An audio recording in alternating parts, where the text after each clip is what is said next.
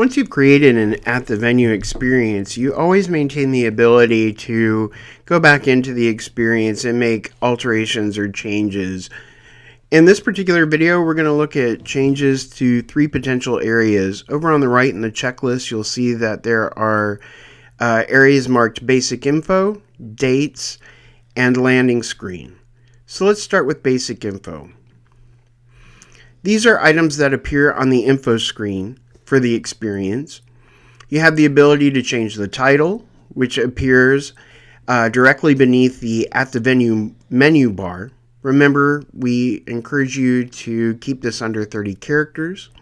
You also have the ability to change the spotlight text, which appears directly beneath the title.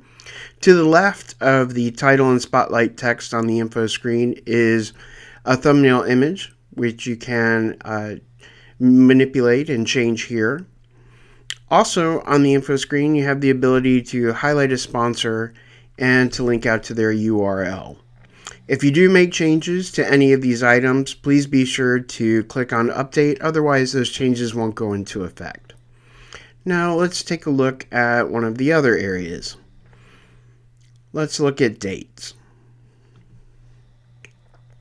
Now if you are pre-filling data from an event in the system, then these will automatically be chosen for you with the event start date and time in the center here, and the activation window showing the beginning on the left and the ending on the right.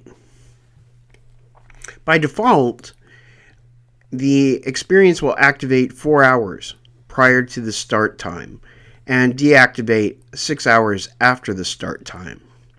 If you would like to change that, you can simply go into Add Date.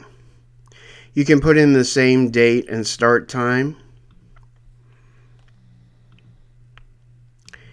And so say I want it to begin a little earlier. Right now it has it starting at 4 p.m. I want this to be available all day. So I'm going to put it in starting 12 hours before the actual start time for the event. So now when I go in and click on Add, we should see that where it says Experience Activates, this should change from 4 p.m.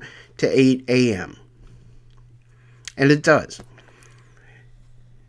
Now, additionally, you can add additional event dates and times if they should change. You will always need to have at least one event listed here. So there will always need to be one row listed here. All right, now let's go back and look at the final one, which is landing screen. Now what you're actually seeing here in the preview is the info screen, which we mentioned when we talked about basic info. If you want to see what the landing screen looks like, we can go click on this house icon. And provided that we are not using the card's home screen, then we will see here the landing screen. Remember, if you're using the card's home screen, then what you will see here is a card for that particular experience rather than a landing screen. But if you're using the icons home screen, slideshow, or what's new, then you will see a landing screen here, which is a full screen image, and it has text overlaid in the upper left corner and a call to action in the lower right corner. Now if you want to change any of these items, over on the right in the checklist we can click on landing screen. And now here we have the ability to change the image. Again, we do recommend that you use a 1024 pixel tall by 768 pixel wide image.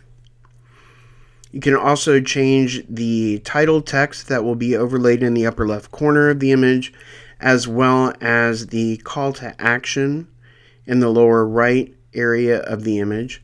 And we can also change the label for the tab. So we could change it to tonight rather than today. Now again, if you do make any changes in this area, please be sure to click on the update button, otherwise those changes won't go into effect.